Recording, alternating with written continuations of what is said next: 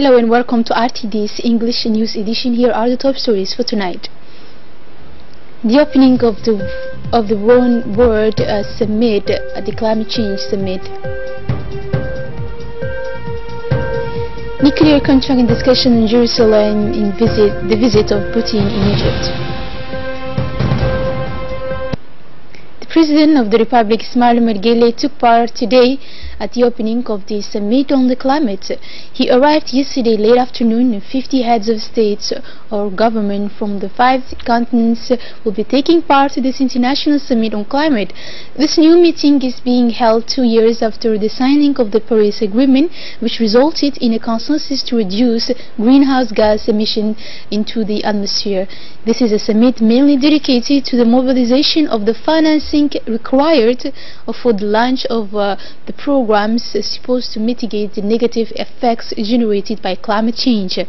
A solidarity fund will be created to help countries most affected by global warming. Under the leadership of the President of the Republic, Ismail Mergele, our country has decided to opt for the energy transition, to rely on renewable energy and gradually get rid of fossil fuels and turbine stirring heavy fuels or diesel. Djibouti should make this change from 2021 to focus exclusively on clean or green energies.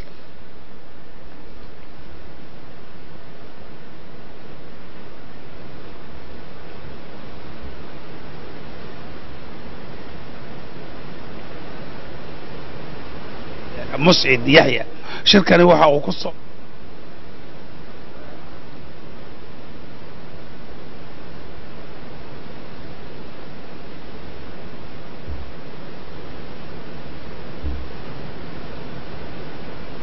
It is under the chairmanship of the President of the National Assembly, Mohammed Ali Hamad, that the third session of the second ordinary session of the National Assembly 2017 has been held this morning in the Parliament. The meeting has been attended by the Prime Minister Abdul Qadir Kamil Mohammed, the ministers of the government, and all parliamentarians. They had in the agenda the examination of 3 bills composed of the first bill was establishing a reception and accommodation center for the seniors. The second was about the transformation of the Djiboutian Railway Company into a limited company. The third bill was covering the reorganization of the Ministry of Communication in charge of Posts and Telecommunications. In the debate, the parliamentarians asked the ministers specific questions. The first question was for the Minister of the Communication.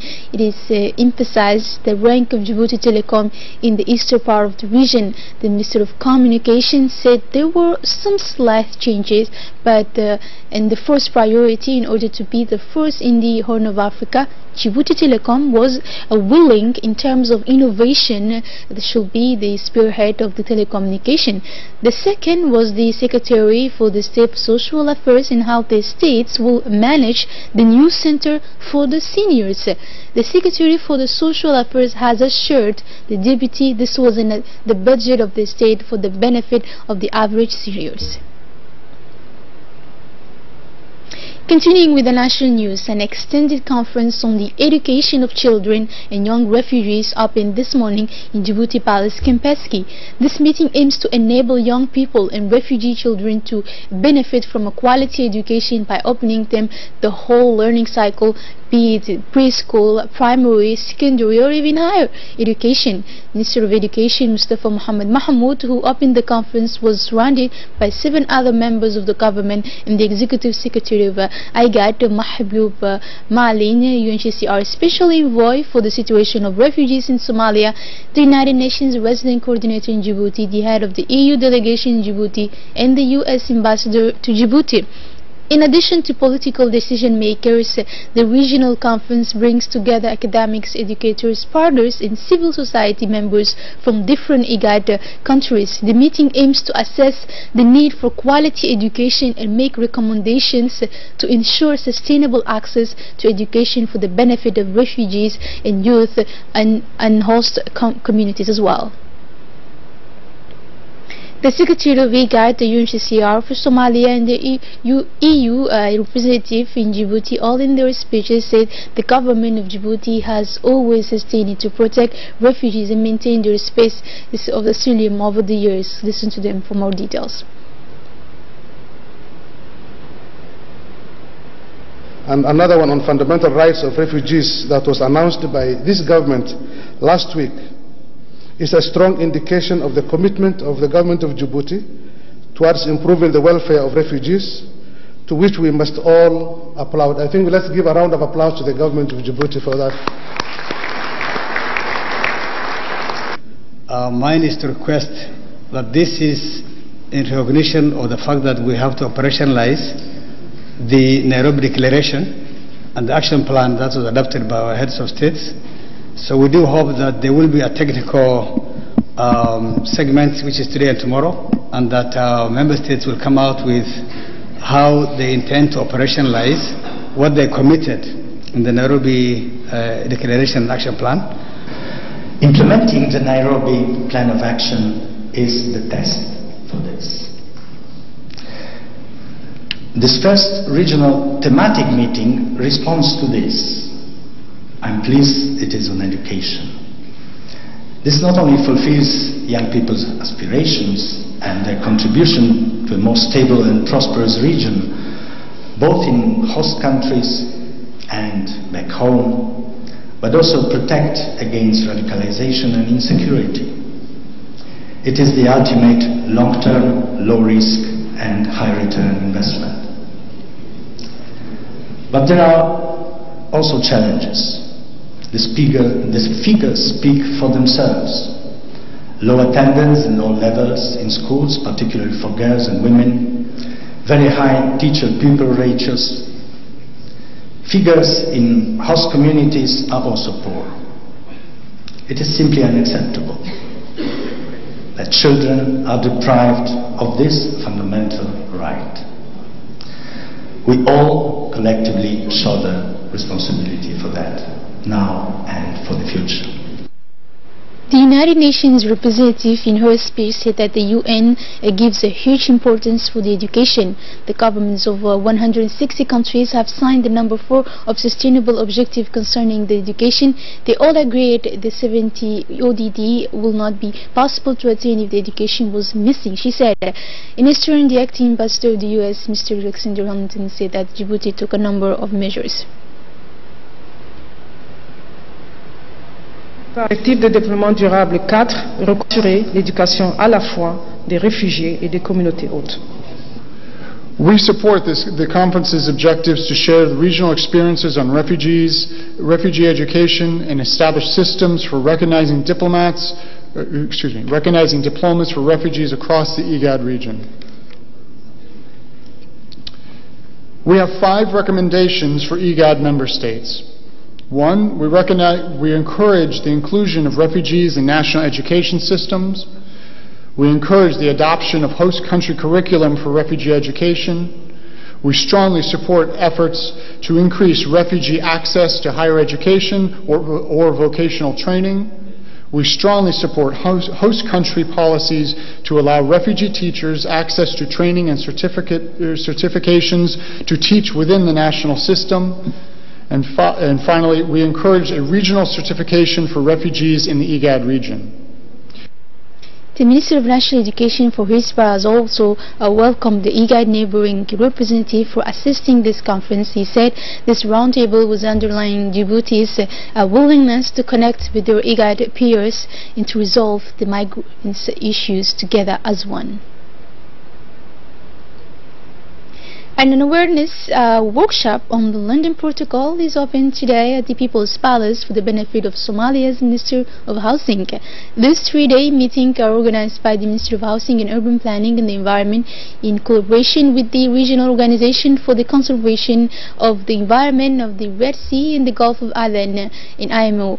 The Acting Minister of Housing, Planning and the Environment is leading the opening of the sanitation workshop in our marine protected areas in awareness indigenous communities living in the coastal zone. The opening ceremony of this workshop at the meeting of the senior officials of the Ministry of Habitat of Djibouti and Somalia, which was attended by participants in the fishing trades and experts as well. The minister says she and her staff were to better advocate for the environment, and we are, she said, here today to remind yourselves as well as our young citizens to stay well aware when it comes to protecting and preserving the environment. You are the future of this nation, she said, and it is in your duty to better educate yourselves against this plague. It is in this purpose, so we have organized a workshop today to inspire the young generations, has concluded her speech the minister. Istanbul will hold an extraordinary summit of Organization of Islamic Cooperation to examine the impact of recognition by the United States of Al-Quds, Jerusalem, as capital of Israel, and to transfer its diplomatic missions. The Prime Minister Abdul Qadir Kamil Mohammed will attend this summit representing the President of the Republic, Ismail Margeli. The Council of Foreign Ministers of the member states will also hold an extraordinary session in the morning for the same day to agree on a unified and coordinated action against these developments affecting the city of Al-Quds, occupied in its state's history. Legal and political should be noted that the recognition of which can only completely destabilize the region and constitutes a serious climb, continues to provoke hailstones and reactions in the Arab Islamic world in view of the sensitivity of the question and the symbolism of the city. Continuing with the national news, the Secretary General immediately stressed the importance of this meeting in the technical of young talents with high potential in football, which will form the backbone of the next national selections for the Secretary General. This section, which is intended to be a huge year, is part of the objectives of the State Secretary for Youth and Sports, aimed at raising the level of national football, a major discipline in the Republic of Djibouti. The head of the department told the leaders of the Djibouti Football Federation that taxation already made at the level of the ministry through the community centers and the Football Federation. Technical Director Mr. Eid Mohammed Umar praised the good work done by the department through the community center. The senior officials of the federation made a long presentation on the detection that the Djibouti's Football Federation carried out through the districts of the capital. And on the news outside our borders, Russian President Vladimir Putin held talks with Egypt's President Abdel Fattah al-Sisi on Monday, agreeing to resume civilian flights, which Moscow halted more than 2 years ago after militants bombed Russian tourist jail over the Sinai. Let's listen to Hindi Ryan for more details. The President Abdel Fattah al-Sisi and his Russian counterpart Vladimir Putin witnessed Monday the signing of the agreement between the two countries to begin the construction of the Daba nuclear plant and provide it with nuclear fuel. Egypt's Minister of Electricity Mohammed Shakir represented Egypt in signing the agreement, while the General Director of Rostom company Alexei Like-Hashiv represented the Russian side. In September, al-Sisi announced that Egypt finalized the agreement of the agreement to establish the plant in 2050. Egypt and Russia signed an agreement to establish the nuclear plant. The agreement established that Russia will provide Egypt with 18% of its component, while Egypt will provide the remaining 20%. It is with these images we close this evening edition. Thank you for being with us on RTD Television. And have a good night.